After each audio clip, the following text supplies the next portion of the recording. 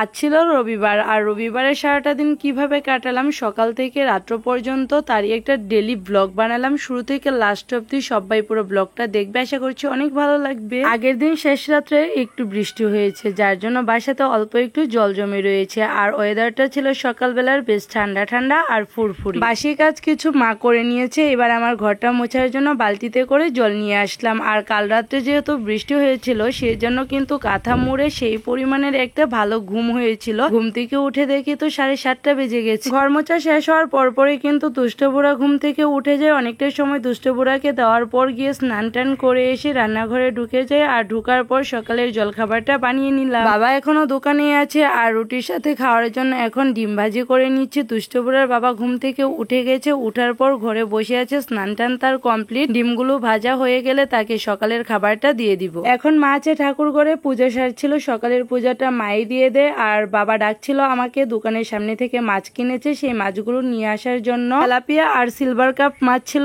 এইখানে। দুষ্ট বুড়া দাঁড়িয়ে দাঁড়িয়ে দুষ্টুমি করছে না, কিন্তু মাঝে তাকে তিলক করে দিয়েছে, সেই তিলকটাই ঘুরিয়ে ঘাড়িয়ে দেখছিল, আর কপালেরটা তো দেখতে পারছিল না, যার জন্য হাত দিয়ে অনুভব করছিল। ডিম ভাজা হয়ে গেছে, যার জন্য দুষ্ট বুড়ার বাবাকে খাবার দিয়ে দিলাম। দুষ্ট বুড়ার বাবার একটা অভ্যাস, টিভি দেখবে আর খাবার খাবে, নয়তো ফোন দেখে দেখে তারপর খাবার খাবে। আর এদিকে তার জন্য চা বসিয়ে দিলাম। সে খাবার খেতে বসার আগেই তাকে চা দিতে বলতেছিল, কিন্তু আমি বললাম যে খাবার খেয়ে তারপর তো মানুষ চা খায়, আগেই তো আর চা খায় না। জল আর দুধ দিয়ে বসিয়ে দিলাম চা। তারপর এদিকে এসে দেখি, দেখো খাঁচাতে কতগুলো আম জমেছে। মা সকালবেলা সব কয়টা আম কিন্তু আমাদের গাছের তলা থেকে কুড়িয়েছে। প্রতিদিনই অনেকগুলো করে আম পড়ে, সব কয়টা আমি মোটামুটি পেকে গেছে। সকালে খাবার খাওয়া সবার কমপ্লিট, যার জন্য সব কয়টা বাসন জড়ো করে কলপারে রেখে দিলাম। আর কাপড়গুলো যে সকালে ধোয়া হয়েছিল সেইগুলো এবার রোদ্রে দিয়ে দিলাম। কাপড় রোদ্র দেওয়া শেষ করে যে আকাশের পানে তাকালাম, অমনি তো আমার চোখগুলো একদম জুড়িয়ে গেল আকাশের অবস্থা দেখার পর। আর আজকের আকাশটা এত পরিমাণে সুন্দরের কারণটা কি ছিল বারবারই মনে প্রশ্ন জাগছিল। দেখো আমাদের গাছে কতগুলো কাঁঠাল এসেছে, এই প্রথমবারই আমাদের গাছে এত পরিমাণে কিন্তু কাঁঠাল এসেছে। আর কাঁঠালের ফাঁক দিয়েও কিন্তু আকাশের সৌন্দর্যই দেখা যাচ্ছিল, যে দিক থেকে তাকানো যাচ্ছিল আজকে শুধু আকাশটাই আমার চোখে পড়ছিল। দুষ্ট বুড়া দেখো এদিকে কি অবস্থা করেছে, সারা শরীরে জল দিয়ে একদম ভিজিয়ে নিয়েছে। এদিকে তার বাবা এসেছে, বাবাকে দেখার পর সে হাসছিল। বাবা যখন শাসন করে সে আবার একটু ভয় পায়। আমি হাতে লাঠি নিলে কিন্তু একটু ফুটাও সে আমাকে ভয় পায় না, তার বাবাকে প্রচন্ড রকমের ভয় পায়। তারপর কলপার থেকে একদম স্নান করিয়ে ঘরে নিয়ে আসলাম। আর বাপ বেটার এখন খুব মিল হয়েছে, যার জন্য তারা দুইজন মিলে এবার ঘুরতে যাচ্ছে। এইদিকে চৌকাতে কিন্তু রুটি বানানোর পরপরই ডাল শুকাতে দিয়ে দিয়েছিলাম। কালকের বাসি অনেকটা ডাল ছিল, যার জন্য সেই ডালটাকে শুকিয়ে নিচ্ছি। আর এদিকে দুধ চলে এসেছে, দুধ আসার পরপরই কিন্তু আর দেরি না করে সোজা চৌকাতে বসিয়ে জাল দিয়ে নিই আমরা। সকালের দিকটা বেশ ঠান্ডাই লাগছিল, এখন হালকা হালকা তাপমাত্রা বেড়ে যাচ্ছে। আর যখন তাপমাত্রাটা বাড়ে তখন দাদুর শরীরটা বেশ খারাপ লাগে। এইদিকে দেখো বাবা দোকানের জন্য কলা এনেছিল, কলাটি মোটামুটি ভালো ছিল, অনেকটা বাসি দুধ ছিল, বাসি দুধটা জাল দিয়ে নিচ্ছি, না হলে আবার বেলা বাড়ার সাথে সাথে দুধটা নষ্ট হয়ে যেতে পারে। দুই চৌকায় দুই পাতিল বসিয়ে দিয়েছি। গ্রীষ্মকালে এটা একটা নতুন চাকরি বলতে পারো। কতগুলো বোতল নিয়ে বসেছি, কতগুলো বোতল কিন্তু এক মুহূর্ত গেলেই খালি হয়ে যায়। ফ্রিজে ঢুকানোর কিছুটা সময় ঠান্ডাও হওয়া যায় না, তার আগেই খাওয়া শুরু হয়ে যায়। এত পরিমাণে তাপমাত্রা দিলে এই জল ছাড়া তো আর প্রাণ বাঁচার কোনো উপায়ও দেখা যাচ্ছিল না। দুষ্ট বুড়া আর তার বাবা কিছুটা আগেই কিন্তু বাইরে থেকে চলে এসেছে। আসার পর ঘর থেকে কি জানি বলতে বলতে আমার কাছে আগাচ্ছিল। আর এদিকে ভাতের হাঁড়ি চৌকাতে বসিয়ে দিয়েছি, এখনো চাল ছাড়িনি, চালগুলো ছাড়তে হবে। বাইরে থেকে যখন দুষ্ট বুড়ার বাবা আসলো তখন এই বড় আমটা সে নাকি পেয়েছে গাছ থেকে কুড়িয়ে, আর নিয়ে আসে বলতেছিল যে আমটা কেটে দেওয়ার জন্য। তারপর আমি ওই আম সহ আমাদের গাছের দুইটা আম নিয়ে বসে পড়লাম কাটার জন্য। দুষ্ট বুড়া দেখো এসে এক চিল আম নিয়ে যাচ্ছে, আর বলতেছিল যে আম আম, সে আবার সব কথাই মোটামুটি এখন বলতে পারে। দেখো কেমন মজা করে খাচ্ছিল। আমগুলো কাটা হয়ে গেছে, এবার দুষ্ট বুড়ার বাবাকে আমগুলো দিয়ে আসবে। 1টা থেকে দুষ্ট বুড়ার বাবার ডিউটি টাইম ছিল, যার জন্য সে রেডি হয়ে বসে আছে। আম খাওয়ার পরেই সে ডিউটিতে চলে যাবে। আর তার কাছে কিন্তু আমগুলো এনে দিয়ে দিয়েছিলাম। সে যে আমটা কুড়ে পেয়েছে সে আমের কালারটা কিন্তু অনেক সুন্দর ছিল, ভিতরটা একদম লাল টুকটুকে ছিল। দুষ্ট বুড়ার বাবা আমটাম খেয়ে চলে গেছে ডিউটিতে, আর আমিও সেই দিকে ভাতের হাঁড়িতে চাল ছেড়ে দিয়ে এসে পড়েছি। এখন একটা বিছনাও তোলা হয়নি, সব কয়টা বিছানা তুলে নিব আগে, তারপর দুষ্ট বুড়াকে খাবার খাইয়ে ঘুম পাড়িয়ে নেব। দাদু চেয়ারে বসে ঝিমোচ্ছিল, মা বসেছে দোকানে, বাবা গিয়েছে বাজারে। আর এদিকে দেখো বললাম না একটা বিছানাও তোলা হয়নি, দাদুর বিছানাটাও কি অগোছালো হয়ে রয়েছে। আর সব কয়টা বিছানার মাঝে আগে আমার বিছানাটাই গোছাতে শুরু করে দিলাম। পাশেই কিন্তু চেয়ারে দুষ্ট বুড়া বসেছিল, আর আমি একে করে সবকিছু বিছানায় নামিয়ে নিচ্ছিলাম। পুরো বিছানাটা নামিয়ে নিয়ে তারপর ঝাড়বো। আর এদিকে কিন্তু প্রত্যেকটা বিছানা ঝাড়াঝাড়ি কমপ্লিট করার পর দেখো আমার ভাত এসে দেখি চৌকাতে একদম হয়ে গেছে এরকম। এখন এরকম একটা অবস্থা হয়েছে, ভাতে নামাবো না দুষ্ট বুড়াকে গিয়ে আমি কান্না থামিয়ে আগে ঘুম পাড়াবো। দুষ্ট বুড়া প্রচন্ড কান্না করতেছিল, এখানে বসে বসে আগে এসে ভাত না নামিয়ে দুষ্ট বুড়া দুষ্টুপুরাকে খাবার খাইয়ে ঘুম পাড়িয়ে নিলাম। তারপর মা ওইদিকে ভাতটা নামিয়ে নিয়েছিল। বাবার সঙ্গে সঙ্গে কিন্তু প্রচন্ড তাপমাত্রা বেড়ে যাচ্ছে, যার জন্য উপর দিয়েও পাখা চলছে, সাইড দিয়ে আবার চার্জার ফ্যানটাও আমি চালিয়ে দিয়ে এসেছি। দেখো কতগুলো নোংরা কাপড় বেরিয়ে গেছে, সব কয়টা ভিজিয়ে রেখে মাস্টার স্কুটে এসে গেছি রান্নাঘরে রান্না করার জন্য। প্রায় 2টার কাছাকাছি বেজে গেছে। এখন জিরাগুলো ভেজে নিচ্ছি, মশলা বাটা হয়নি, মশলা বাটতে হবে। সোমবারের ঝোল রান্না করব মাছগুলো দিয়ে। এখানে 2 জাতের মাছ ছিল, তেলাপিয়া আর সিলভার কাপ। বাবা আবার তেলাপিয়া মাছ খায় না, যার জন্য বাবাকে তেলাপিয়া মাছ রান্না করে দেওয়া হবে না। তেলাপিয়া মাছগুলো আমাদের জন্য ভাজা হবে আর সিলভার কাপ দিয়ে সোমবারের ঝোল রান্না করা হবে। জিরাটা কিন্তু মোটামুটি বাটা হয়ে গেছে, আরেকটা ঘষা দিয়ে নিলেই কিন্তু বাটা হয়ে যাবে। আর এদিকে দেখো মা আমগুলো চুলিয়ে রেখেছে, এই আমগুলো দিয়ে আচার রান্না করা হবে। মা আবার আম দিয়ে কিন্তু টকও রান্না করেছে। আমি যখন মাছ করতেছিলাম তখন মা টকটা নামিয়ে নিয়েছে। আর এখন ঘড়িতে বাজে 3টে, আমার রান্না বান্না কমপ্লিট। পর্যন্ত কারো কিন্তু দুপুরে খাওয়া হয়নি। বাবা স্নান করতেছে, বাবা স্নান করে আসার পর দুপুরে খাওয়া দাওয়া শুরু হবে। আর দুষ্টপুরারও কিন্তু ঘুম ভেঙে যায়। এই দেখো ঘুমিয়ে ঘুমিয়ে কান্না করতেছিল, তাকে ঘুম থেকে উঠার পর পরে 1 লিটার জল দিয়েছি, পুরো জলটা কিন্তু সে খেয়ে ফেলেছে। বাবা তো স্নান করেছিল, এখনো স্নান সেরে আসেনি, যার জন্য দুষ্টপুরা উঠেছে, তাকে নিয়ে একটু শুয়েছিলাম। অমনি দেখো কারেন্টটা চলে গিয়েছে। এদিকে যে চার্জার ফ্যান ছিল,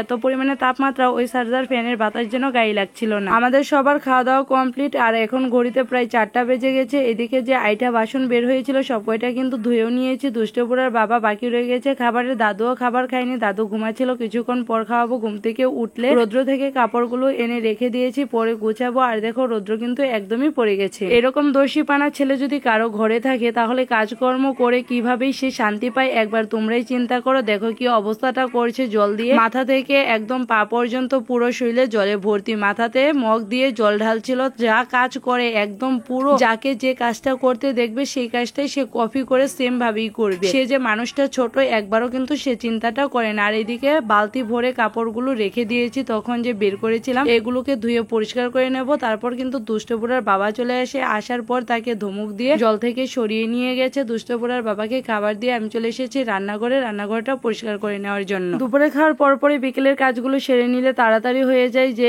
একটা সন্ধ্যার আগে আগে কাজকর্মের ভাব পাওয়া যায়। তা না হলে যে যদি একটু রেস্ট নিতে যাই তাহলে শরীরটা আলসি লেগে যায়, আর বিকেলের কাজগুলো করতে করতে একদম সন্ধ্যা লেগে যায়। তারপর সন্ধে বাতি দেবো না সন্ধে কাজ সারবো, একটা হুড়াহুড়ি লেগে যায়। ঘরটা ঝাড় দেওয়া হয়ে গেছে, এইবার ঘরের বাইরেটা যে ময়লা পড়েছে সেই ময়লাগুলো ঝাড়ু দিয়ে সরিয়ে তারপর জল দিয়ে মুছে নেব। দেখো কত পরিমাণে যে নোংরা হয়, জুতা নিয়ে বারবার উঠানামা করা হয়, ভিতরটা কাঁচা থাকার জন্য কিন্তু আরো নোংরাটা বেশি হয়। যাই হোক বিকেল বেলায় একদমই চকচকে করে নিই। কিন্তু কাজ সারছে এদিকে, আবার ফাঁকে ফাঁকে গিয়ে দুষ্টপুরার বাবাকে খাবার টাবারও দিয়ে আসছি। বালতি ভরে কিন্তু জল নিয়ে এসে গেছি বারান্দাটা মোছার জন্য। যত বেলা কমতেছে আর ততই যেন তাপমাত্রা বেড়ে যাচ্ছিল, এত পরিমাণে গরম লাগতেছিল, সাথে আরো দৌড়ে ধাপড়ে কাম করছিল, যার জন্য শরীর প্রচন্ড ঘামও দিচ্ছে আর জলে প্রায় আধা শরীরটা একদমই ভিজে গেছে। তখন যে কলপারে 1 বালতি কাপড় দেখিয়েছিলাম ভিজা, সেই কাপড়গুলো কিন্তু ধুয়ে নিয়েছি। ধোয়ার পর পর আবার রোদ্রেও দিয়ে নিয়েছি, যেহেতু বিকেল হয়ে গেছে, রোদ্র নেই বললেই চলে। বাতাস ছিল মোটামুটি, সেই বাতাসে শুকিয়ে যাবে। বাতাসও আজকে একদমই নেই, জানো এত পরিমাণে হালকা হালকা বাতাস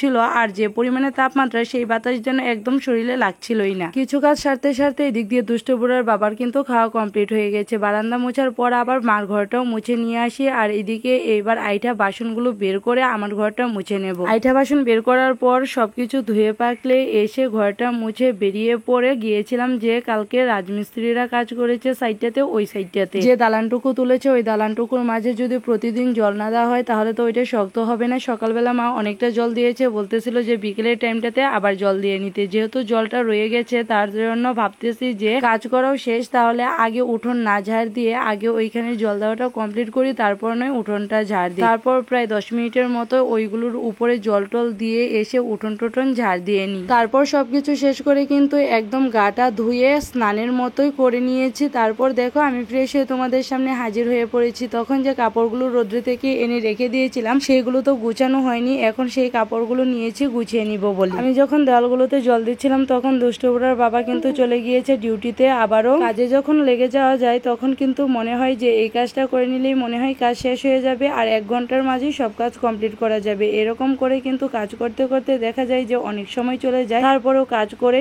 সময় পাওয়া যায় না। কাপড়গুলো গোছাচ্ছি এক সাইড দিয়ে, সাথে সাথে আবার জায়গা মতো রেখেও দিচ্ছি। স্নান করার পর যে ভিজে কাপড়গুলো বেরিয়েছে সেগুলো কিন্তু আজ আর ধুইলাম না, কালকের জন্য রেখে দিলাম। কালকে স্নানের সময় সকালে আবার ধুয়ে নেব। এই সাইডটাতে না বেশ ঠান্ডা ঠান্ডা লাগে আর প্রচুর বাতাসও আসে। যখন বেশি গরম লাগে তখন এই সাইডটাতে এসে দাঁড়ালেই না বেশ ঠান্ডা হয়ে যায় শরীরটা। সকালে তো মা আম কেটে রেখেছিল, সেটা তোমাদেরকে দেখিয়েছিলাম। আমগুলো কিন্তু আজকেই বাবা বাজার থেকে এনেছে, আর সেইগুলো আচার দেওয়ার জন্য নিয়ে এসেছে কিছুটা, আর কিছুটা এনেছিল কাঁচা খাওয়ার জন্য। আর মা কিন্তু আচার দিয়ে নিচ্ছে। এখন আচারের মশলাটা আগেই ভেজে রেখে দিয়েছিল, সেইটা এবার বেটে দেবো মাকে। আর আচার বানানো শেষ করে মা কিন্তু চলে গিয়েছে, অনেকক্ষণ হলো, আর সন্ধ্যাও লেগে গেছে। এখন আমি চলে এসেছি ঠাকুর ঘরে সন্ধ্যা পূজা দেওয়ার জন্য। প্রতিদিন সকালের পূজাটা মাই দেয়, কিন্তু সন্ধ্যার পূজাটা হঠাৎ আমি দেই, মাঝে মাঝে মাও দেয়। আর এখন কিন্তু সন্ধ্যাবাতি দেওয়া হয়নি, সন্ধ্যাবাতির জন্য সবকিছু রেডি করে নিয়েছি। পূজা দেবো, তারপরে সন্ধ্যাবাতি দিয়ে নিই। সন্ধ্যা পূজায় তো প্রতিদিন নারকেলের ছোবা দিয়ে ধূপ দেওয়া হয়, সেইগুলো শেষ হয়ে গেছে, যার জন্য পূজা টুজা দেওয়া শেষ করে এইবার বসে গেছি কতগুলো নারকেলের ছোবা নিয়ে কাটার জন্য। এইগুলো তো